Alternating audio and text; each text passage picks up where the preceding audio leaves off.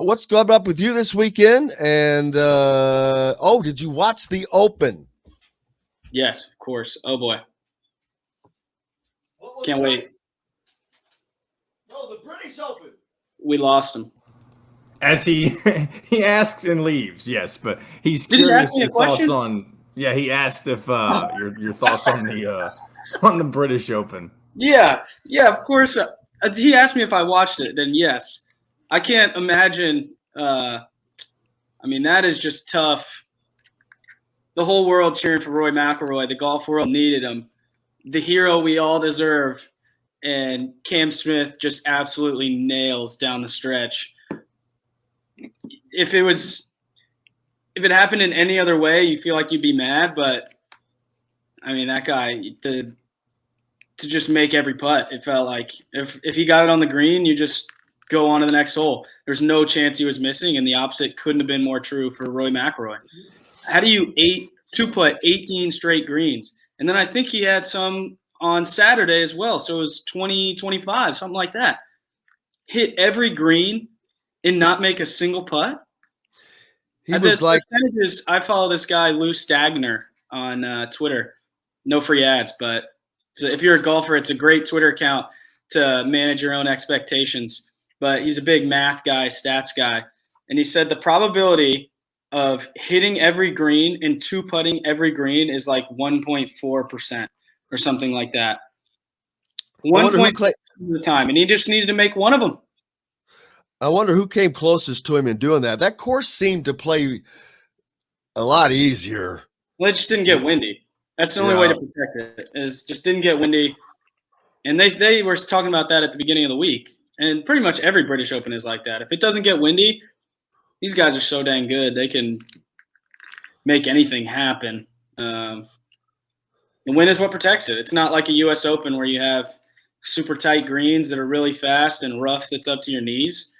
They rely on the weather and hope to get some rain and make it miserable to be out there. And the Open's fun to watch because generally it's more of a mental tournament. Who can withstand how crappy it is for 4 straight days to win? And we didn't get that. But we got a great tournament. The stripe show from Cam Young, that guy's people. I don't think the PGA Tour does a good enough job at promoting their players.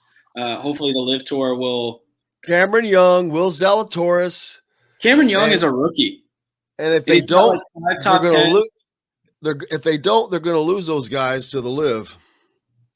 I don't know if they'll ever lose them, but I think Donald Trump was probably right in the merger idea. It just won't go away. They're getting more and more momentum after the season. You know, who knows? It may be a free for all, and then you have no choice but to merge. But for the PGA Tour not to be promoting a guy like Cameron Young, that's a young, absolute superstar, hits the ball 8 miles, is really just solid in every aspect. To not be promoting him and putting him in feature groups and making him the center of attention as much as they possibly can, like get that guy paired with Roy McIlroy every week if you can.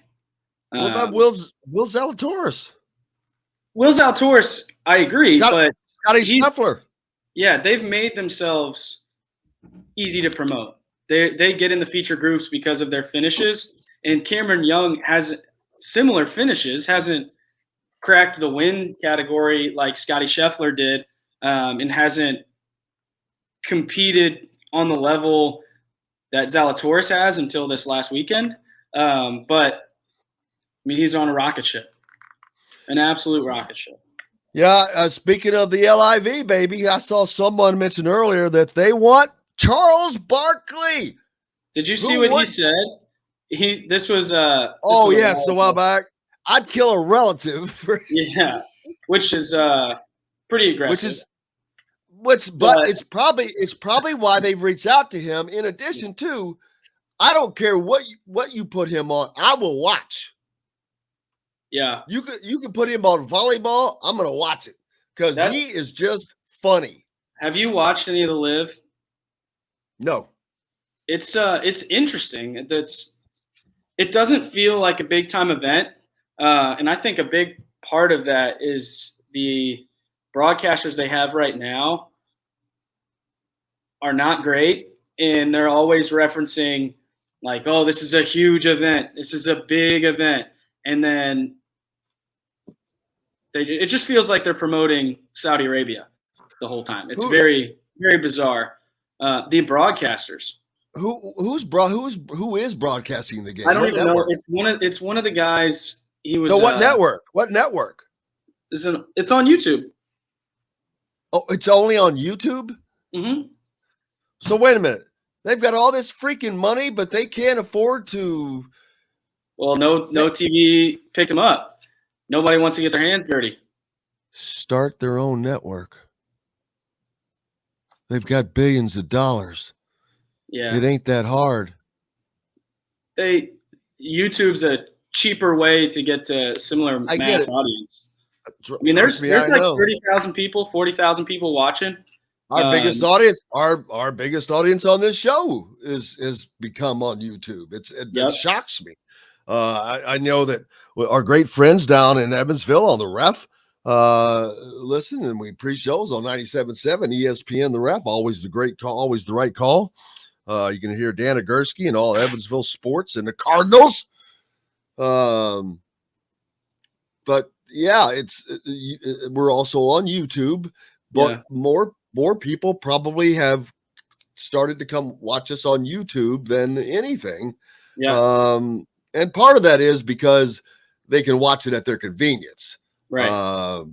Where right now when we're on the Ref, it's at X time. But they can go watch this at any time they want and stop, go back, listen to you, stop, go back, whatever. But yeah, it's a major sports network. I find it hard to believe that if they tried hard enough, man, this is business. You're telling me no TV net bull crap. They didn't try hard enough. I wish that you could hook me up with whoever's doing it. I said, I'll get you on TV. Yeah. I promise you. That would be a great opportunity for us, buddy. Check into that. Yeah. Well, they're still, like the train is still leaving the station. They only have 8 events this year. They're doubling it up next year. And we'll see. I assume it gets even more professional. I think there's been 2 or 3, I don't know, but I've watched at least a day of each of the tournaments, and the product has been just better and better and better and better and better. David Faraday did also leave to go there, and actually I like him. I would. That's a significant hit to the PGA Tour. It is, because that's probably the biggest hit they've had so far. And it's not because he's a superstar, but he is a well-known star. But more importantly, he was a great ambassador. Yes. And that word is gigantic. He was a great ambassador. Yes. So, he was his voice, for whatever reason. There's a lot of guys that are talking on the broadcast now that maybe it takes a second to recognize who they are. David Faraday, you knew right away who it was. Most people. I mean, I don't know if you've seen his show on Golf Channel. It's unbelievable how good. Hello, friends. Yeah, I mean, hello, friends. Welcome into another edition. David Faraday here. Oh, today we'll talk to the great Mitchell Paige. What's he been up to? I'm telling you, he's so good. And it was because you know why? To me, he was good enough at golf. He was a pro, but he was not great. But he got to play with some greats. Yeah. He was an alcoholic, I think. And so he went through all that. He laughs at himself, does not take himself serious. He's funny. It's a great combination, and he's very personable. So yeah, that hurts to them. It's not going to be the last. It's not going to stop, man. First of all, I'm not political, but this is the most hypocritical crap I've ever heard of. It's for people to bang on the Saudi Arabia. I'm not like a fan of Saudi Arabia, but I'm not stupid enough and naive enough to go, wait a minute. I could give you 10 examples about America doing this, that, and the other thing. So please don't. I don't want to hear that crap. There's too much stuff that goes on that people like to ignore. They like to see what they want to see, and I'm like, it's hypocritical. It's just gotten stupid. Now, I don't like the fact that they're buying it.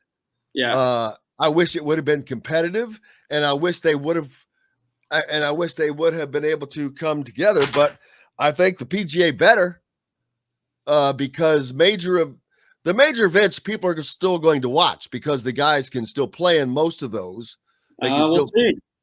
We'll see. They're not gonna borrow them from the Open. They're not gonna borrow them from the Australian They're not Open. Gonna borrow them, but everything's based on the OWGR, the World Golf Ranking, and that has very specific criteria for what qualifies.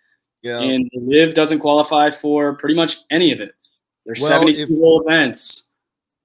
Their strength of field has to be this. And as their world rankings fall, their strength of field goes way down. Just because your name's Dustin Johnson doesn't mean that you're a number one player in the world regardless. If you're not playing in any 72-hole events that are sanctioned by the OWGR, a year from now you're going to be the 500th best player in the world. And that goes for everybody else. And now all of a sudden your strength of field also doesn't qualify. So it qualifies for now, but I mean to have something like that going on, it just is, I don't know. It'll be interesting to see. I think they have to go to 72 holes. And there's also, once you qualify for the official World Golf Rankings, you check all the boxes, there's still a year grace period that you have to wait before that starts counting.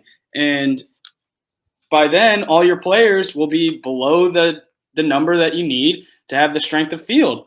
And it's kind of a downward spiral. So they're in a bit of a race against the clock. And I think there's some changes that need to be made to the format. I don't know, 54 holes versus 72 holes. I don't know how much that's, how much that really impacts the players.